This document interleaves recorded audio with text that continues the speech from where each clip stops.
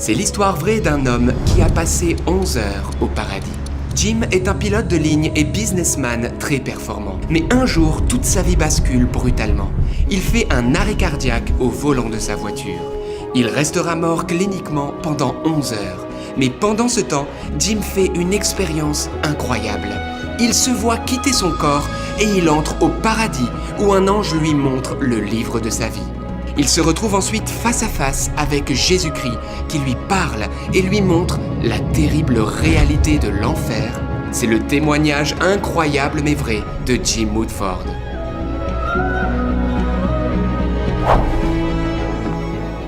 Waouh, cet homme pilote de ligne était littéralement mort pendant 11 heures et il est ressuscité, médicalement confirmé. Oui, et ce qu'il a vu à ce moment-là est juste incroyable. Mais avant d'aller plus loin, n'oublie pas de t'abonner pour ne pas louper les prochains témoignages. Eh bien c'est parti pour ce témoignage, bon voyage avec ce pilote de ligne. Bonjour, je m'appelle Jim Woodford. Je suis Canadien. Je suis devenu pilote de ligne très jeune. J'ai commencé à l'âge de 18 ans et j'ai presque 40 ans d'expérience en tant que commandant de bord. J'ai volé dans environ 52 pays. Jim, vous êtes atteint du syndrome de Guillain-Barré, une maladie très douloureuse. Et en avril 2014, vous faites un arrêt cardiaque brutal dans votre voiture. Que s'est-il passé ? Je me souviens, c'était un jour où j'étais particulièrement épuisé par la maladie. Je suis allé voir un terrain que je possédais et que je m'apprêtais à vendre. Je me souviens que je suis resté un peu assis dans le camion et je rassemblais tout mon courage pour affronter la douleur qui surviendrait une fois que j'aurais commencé à marcher. Je me souviens que j'avais encore sur moi les médicaments qui pouvaient m'aider à atténuer la douleur, alors je les ai pris. Et normalement, dans les 5 minutes suivant la prise, je ressentais un soulagement de la douleur, qui sinon était constante dans mes jambes, mes bras, mes mains et mon dos. Et alors que je m'attendais à cette chaude sensation de soulagement, c'est quelque chose d'autre qui s'est produit, quelque chose d'étrange. J'ai ressenti comme si mes pieds et mes jambes étaient en feu. Je me souviens avoir regardé sous le volant du camion pour voir d'où venait le feu. Il n'y avait pas de feu. Le feu était en moi. Et soudain, une immense douleur, pire que tout ce que j'avais connu jusque-là, a commencé à remonter le long de mes jambes et aussi depuis le bout de mes doigts, tout le long des bras et jusqu'à ma poitrine. J'avais l'impression d'être en train de me noyer et je n'arrêtais pas de soulever la tête pour essayer de trouver de l'air. En fait, ce qui se passait, c'est que mes poumons étaient en train de se remplir d'eau. J'étais en train de mourir, une insuffisance cardiaque. Je savais instinctivement que quelque chose de terrible était en train de se produire. Alors, de quelque part au plus profond de moi, ont surgi 6 mots. 6 mots qui, je crois, m'ont sauvé et me permettent d'être avec vous aujourd'hui. Mais à vrai dire, je n'espérais rien. Pourquoi Dieu m'écouterait-il après toutes ces années où je l'avais ignoré? Alors oui, j'ai levé ma main droite qui tremblait et j'ai prononcé les 3 premiers des 6 mots. J'ai crié « Dieu, pardonne-moi ». Pardonne-moi. Je me souviens ensuite m'être effondré et en tombant, ma tête a heurté le volant du camion et j'étais parti. Votre âme va quitter votre corps et passer par un tunnel de lumière. Racontez-nous ce que vous avez ressenti. Alors je ne sais pas combien de temps s'est écoulé à ce moment-là, mais je me souviens m'être ensuite redressé sur mon siège dans le camion. Et la première chose que je remarque, c'est que je n'ai pas mal. Je n'ai pas mal pour la première fois depuis des années. La douleur a totalement disparu. Je pensais en fait que les médicaments avaient bien fonctionné. Mais ce n'étaient pas les médicaments. Alors ensuite, je sors du camion par la porte du conducteur et je m'éloigne de la voiture, environ 3-4 mètres. Je ne me suis jamais senti aussi bien en fait. J'avais l'impression d'avoir à nouveau 20 ans. Et je suis d'ailleurs très impressionné de la façon dont cela s'est passé. Je suis guéri. En clair, c'est ça. Et alors, à ce moment-là, je tourne la tête vers la droite et j'observe mon camion. Mais là, tout à coup, je suis pris d'une grande colère parce que quelqu'un est assis dans mon camion. Alors, je me retourne et je me dirige vers cette personne pour lui dire « Mais qu'est-ce que tu crois que tu es en train de faire là ?» Et là, je ne peux pas vous décrire la sensation que j'ai eue quand j'ai réalisé que cet homme dans le camion, avec la tête inclinée sur le volant, C'était pas un inconnu, c'était moi. Mais comment était-ce possible? J'étais à l'extérieur du camion et en même temps, je me voyais dans le camion. Et je savais que c'était moi parce que ma tête était couchée sur le volant. Je me voyais et du sang jaillissait de ma bouche à cause d'une hémorragie dans mes poumons. Alors bien sûr, en tant que pilote d'avion, je me suis toujours cru capable de maîtriser les situations d'urgence. J'essaie donc de réfléchir et je me dis que si je pouvais juste retourner dans le camion, je pourrais peut-être retourner dans mon corps et régler ce problème. Mais pas cette fois-ci. Et quand j'ai dirigé mes pas vers le camion, j'ai soudain commencé à m'élever dans les airs. Alors, comme je suis pilote, j'arrive facilement à estimer l'altitude. Je m'élève lentement au-dessus du camion et l'arrière de mon corps se met à dériver. Je suis juste terrifié là. Je veux dire, j'aime beaucoup voler, mais j'aime être dans un avion quand je le fais. Et là, j'arrive à une hauteur d'environ 350 mètres. Je regarde au-dessus de moi et soudain, un magnifique cercle d'or se forme dans le ciel au-dessus de moi. Et l'intérieur est tout rempli d'or. Le centre de ce cercle s'est alors ouvert de l'intérieur et soudain, mon corps a pris une inclinaison d'environ 45 degrés. Je n'avais plus aucun contrôle sur mon corps et j'ai commencé à avancer plus vite vers cet anneau en or. Puis, j'ai commencé à prendre de la vitesse. Je sais maintenant qu'il s'agissait du tunnel de lumière dont parlent tant de personnes ayant vécu des expériences de mort imminente.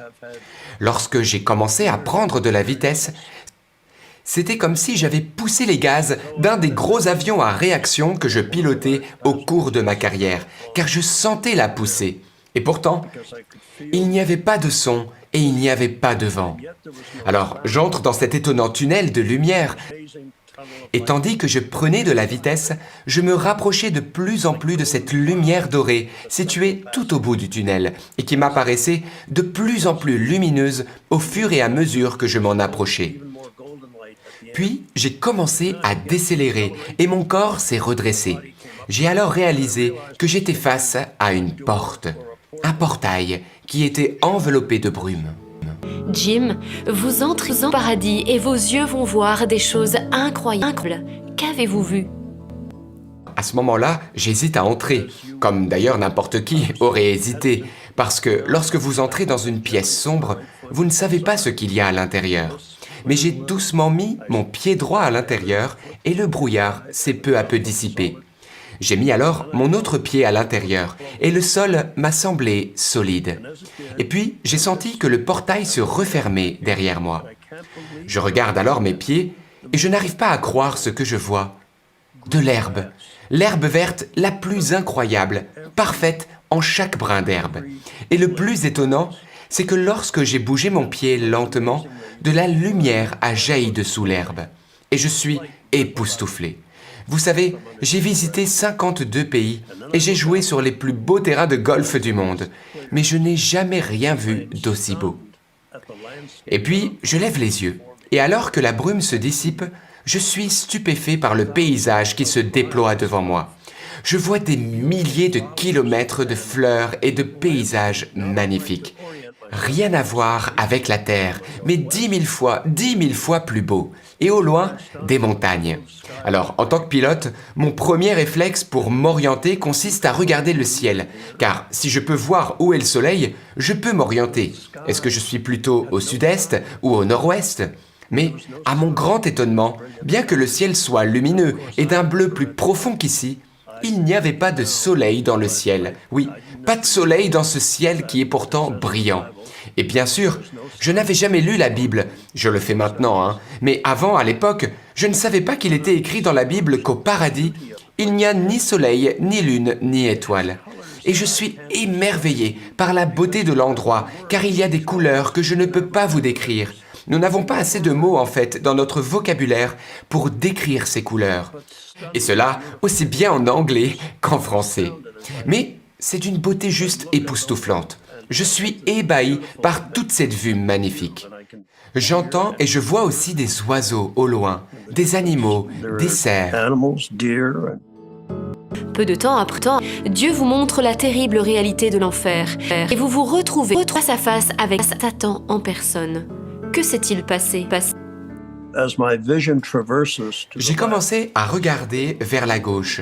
Et vers la gauche, le paysage était totalement différent. Je me rends compte que l'herbe verte si belle et les belles fleurs sont moins nombreuses. Oui, en fait, la belle herbe verte passe progressivement du vert au marron, puis à une couleur qui s'approche du brûlé. Et même, ça devenait tout noir.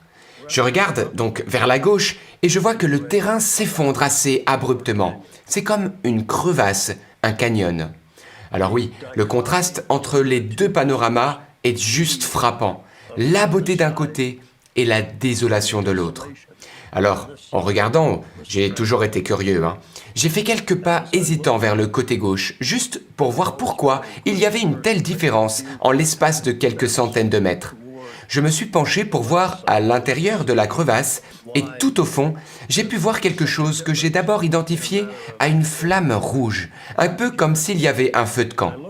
Je me suis donc rapproché et j'ai réalisé que ce n'était pas une flamme, qu'en fait, c'était une porte qui était en train de s'ouvrir dans le canyon. Alors là, oui, on peut dire que j'étais vraiment effrayé. Et puis, j'ai entendu le bruit comme si quelqu'un poussait deux énormes portes en fer qui n'avaient pas été ouvertes depuis longtemps. Et puis, je commence à voir du mouvement. Il y a une personne qui est en train de sortir par cette porte. Je recule parce que l'ouverture des portes libère en même temps une espèce d'odeur très forte et nauséabonde de choses mortes depuis longtemps, de choses qui sont en train de pourrir.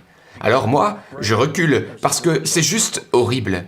Et alors que je commence à reculer, je vois cette créature sortir par les portes qui viennent de s'ouvrir. Et les mots me manquent pour la décrire avec précision. Je sais que ça ressemble à un mauvais film Netflix, mais pourtant c'est ce que j'ai vu. J'ai vu le diable. Alors oui, je sais que notre humanité n'en a plus rien à faire du diable. On pense qu'il n'existe pas. D'ailleurs, c'est exactement ce qu'il veut nous faire croire. Mais moi, je peux vous dire, avec toute la sincérité de mon cœur, de mon âme, que j'ai vu Satan. Et cette créature était immense. Et quand je dis immense, je veux dire que les portes étaient déjà gigantesques, mais cette créature l'était aussi. Et à ce moment-là, ce qui m'a particulièrement frappé, c'est son corps qui était en feu. Et à ce moment-là, Satan a levé la tête vers moi. Et je n'oublierai jamais son regard, toute la haine présente dans ses yeux, pas seulement vis-à-vis de moi, mais aussi vis-à-vis de vous et de toute l'humanité. Oui, quand ses yeux ont rencontré les miens, je peux vous dire que son regard de haine dépassait tout ce qu'on peut imaginer. Et je me souviens avoir été choqué, aussi parce que, pour une créature aussi grande, elle se déplaçait avec une agilité incroyable. Très rapidement, Satan a commencé à grimper le long des murs et s'est frayé un chemin jusqu'au sommet. Je suis alors tombé en arrière sur les coudes et j'ai rampé vers l'arrière alors que cette chose émergeait du bord de la crevasse. Je me souviens pas seulement de son regard de haine, ni de l'odeur putride de la mort et de la décomposition qui l'accompagnait, mais il y avait aussi une odeur de désespoir. Oui, j'ai entendu des cris étouffés. Oui, s'il y a bien une chose que j'ai apprise à ce moment-là, ce sont ces deux mots les plus terribles. Trop tard. Je pense que le démon avait réussi à emporter toutes ces âmes avec lui en enfer parce qu'elles avaient trop tardé à se tourner vers Dieu et à l'accepter. Vous savez, Dieu nous a donné le libre arbitre. Il ne nous forcera jamais à l'aimer. C'est à nous de prendre les décisions, qu'elles soient bonnes ou mauvaises. Et ces décisions nous affectent d'ailleurs non seulement dans cette vie, mais également dans la vie à venir. Donc je suis là, face à cette créature infernale qui est en train de venir vers moi. Et vous savez, c'est fou, les choses qui nous font le plus peur, c'est aussi celles qu'on retient le plus. Et moi, je continuais d'essayer de reculer. J'avais l'impression d'ailleurs que les hurlements que j'entendais s'intensifiaient. Et vous savez, il s'est passé quelque chose qui m'a terrifié encore plus. Il connaissait mon nom. Cette créature connaissait mon nom. Oui, elle me connaissait. Je n'étais pas si mauvais pourtant. Alors oui, je n'allais certes pas à l'église, mais il m'arrivait parfois de donner au denier. Bon, c'était aussi pour recevoir un reçu fiscal. Alors, vous vous dites, mais pourquoi je parle autant de cette créature? Eh bien, parce que je ne veux pas que quelqu'un d'autre voie ce que j'ai vu. Je ne veux pas que vous viviez cela. je vous en prie, acceptez juste Dieu dans votre vie. Acceptez Dieu dans votre vie. Alors, voilà ce qu'il m'a dit. Il m'a dit, Jim, l'heure est venue pour toi de nous rejoindre. Viens avec nous, Jim, rejoins-nous, deviens l'un des nôtres. Et ça m'a complètement terrifié. C'est alors que 3 anges viennent vous secourir et vous les voyez de vos yeux. Racontez-nous. Tout à l'heure, vous vous souvenez, je vous avais dit qu'il y avait 6 mots qui m'ont sauvé. Donc vous connaissez les 3 premiers, Dieu pardonne-moi, et c'est à ce moment-là que j'ai donné les 3 derniers mots. Alors que je faisais face à cette créature et que j'essayais de garder le peu de raison qui me restait, j'ai réussi à lui tourner le dos, même si je sentais qu'elle s'approchait. Mais à ce moment-là, j'ai levé les mains vers le ciel et j'ai prononcé les 3 autres mots. Dieu, aide-moi, aide-moi. Moi qui ne méritais rien, qui n'avais jamais honoré Dieu, comment pouvais-je espérer qu'il vienne m'aider? Oui, je l'avais ignoré toute ma vie. Oui, alors en quoi serais-je maintenant légitime à attendre quelque chose de lui? En quoi? Il n'y a aucune raison que Dieu vienne m'aider maintenant. Mais vous savez, quand on est désespéré, on fait des choses désespérées. J'ai crié « Dieu, aide-moi » et instantanément, dans le ciel au-dessus de moi, 3 points lumineux sont apparus, venant de 3 directions différentes. Ils ressemblaient à des étoiles lointaines, mais qui se déplaçaient à une vitesse phénoménale vers moi. Et plus ils s'approchaient, plus leur lumière s'intensifiait. Et j'ai réalisé que dans cette lumière se trouvaient 3 êtres. Vous savez, j'ai été éduqué dans la religion catholique. Donc, je savais que c'était des anges. Et ce magnifique trio d'anges s'est réuni ensemble. Ils sont venus si rapidement. Et le halo de lumière qui les entourait est venu jusqu'à moi. Je me suis retourné à temps pour voir la réaction du diable. Et en fait, j'ai vu que la lumière l'avait aveuglé. Il s'est mis à crier, à hurler et s'est précipité de nouveau dans le trou pour s'éloigner des anges. Oui, les ténèbres et le mal ne peuvent exister dans la lumière de Dieu. Si vous aimez Dieu, la lumière de Dieu est en vous. Elle est en vous. Vous n'avez rien à craindre. L'apparence de ces anges les impressionne. Pouvez-vous nous les décrire? À ce moment-là, je me suis retourné, maintenant que le démon avait disparu, et j'ai admiré l'arrivée de ces anges. Ils se sont posés juste à mes côtés. Un bel atterrissage. Oui, j'étais en train de contempler ce que je pensais être un conte de fées, des anges. Et vous savez, les gens sont toujours intéressés par leur apparence. D'ailleurs, je peux vous le dire, un jour vous aussi, vous les verrez. Ce sont de magnifiques créatures. La première, je dirais, mesurait environ 3 mètres. La deuxième, elle était plus grande, peut-être 4 mètres. Et tout près derrière, une qui était encore un petit peu plus grande, entre 4 et 5 mètres de haut. Et je suis juste émerveillé, d'abord d'être sauvé, et deuxièmement, Dieu a entendu ma prière, mon appel. Et maintenant, voilà que ces magnifiques créatures viennent vers moi, elles s'alignent devant moi et me sourient. Le premier ange, celui qui fait environ 3 mètres de haut, s'avance et il vient à ma droite. Alors, je me mets à le regarder, et soudain, je sens son bras m'entourer. Il m'a en quelque sorte pris dans ses bras. Et moi, j'ai tendu la main pour toucher le bras de l'ange. Mais quand j'ai fait cela, je me suis dit « Oh, je n'aurais pas dû faire ça, ça se fait pas !» J'ai donc vite retiré ma main. Eh bien, la lumière qui était sur l'ange est comme restée collée à ma main, jusqu'à ce que je retire ma main d'une dizaine de centimètres environ. Et vous savez, l'ange m'a serré sur son cœur. Et j'ai entendu pour la première fois sa voix. L'ange m'a dit « Ne crains rien, Jim, car nous sommes tes fidèles amis. » Et souvent on me demande « Mais Jim, qu'est-ce que tu as ressenti à ce moment-là » Eh bien, c'était juste magnifique. C'était comme une vibration qui m'a traversé. Et c'était merveilleux, parce que c'était l'amour de Dieu.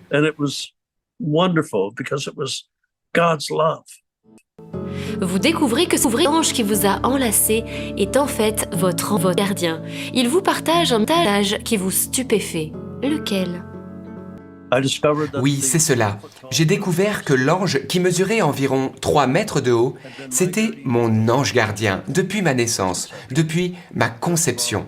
Alors, d'abord, j'ai eu pitié de lui parce qu'il avait dû avoir un sacré travail pour me surveiller et me protéger durant ma vie. Mais après ça, je lui ai témoigné toute ma reconnaissance. Je lui ai dit merci de pouvoir le connaître maintenant et puis aussi pour tout ce qu'il avait fait durant ma vie. Et il m'a répondu ceci. Ce fut une joie pour moi.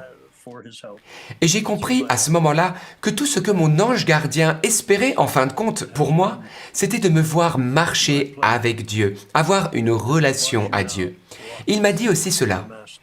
Tu dois te rappeler que j'ai toujours été là, avec toi, à chaque seconde de ta vie, depuis ta conception.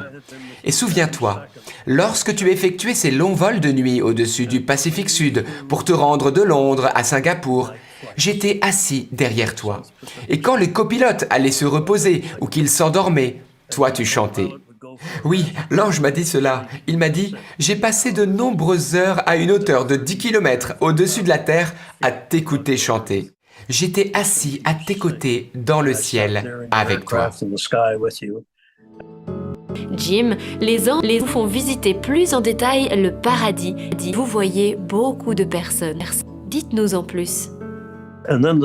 Alors le plus grand des 3 anges, il était habillé comme un guerrier. Comme je vous disais, il mesurait environ entre 4 et 5 mètres de haut.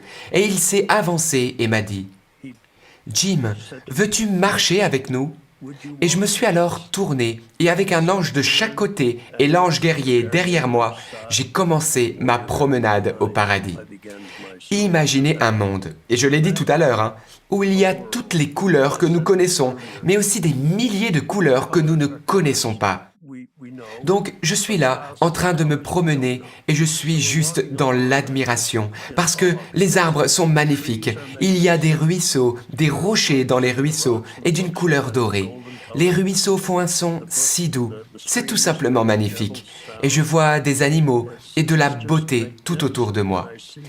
Et à un moment donné, mon ange gardien s'est avancé vers moi et m'a dit « Jim, touche mon manteau ». J'ai tendu alors la main et j'ai touché sa cape, et nous nous sommes retrouvés instantanément dans les airs. J'ai compris qu'on m'emmenait pour me montrer quelque chose. Et ce qui est fort, c'est qu'il n'y avait pas de sensation de gravité. On était dans les airs, à quelques centaines de mètres, et je regardais vers le bas. Et à ce moment-là, je réalise que ce que je vois en bas, c'est la cité des cieux, la maison de Dieu. Oui, et les rues sont en or. Mais devinez quoi? Ce n'est pas de l'or normal, c'est de l'or débarrassé de toutes ses impuretés. Un or parfaitement pur. L'or des rues est donc translucide. Et partout où je regarde, il y a des millions de personnes. Et malgré cela, il n'y a pas de sentiment d'entassement. Et puis, il y a aussi toutes sortes de parcs verts et de fleurs magnifiques.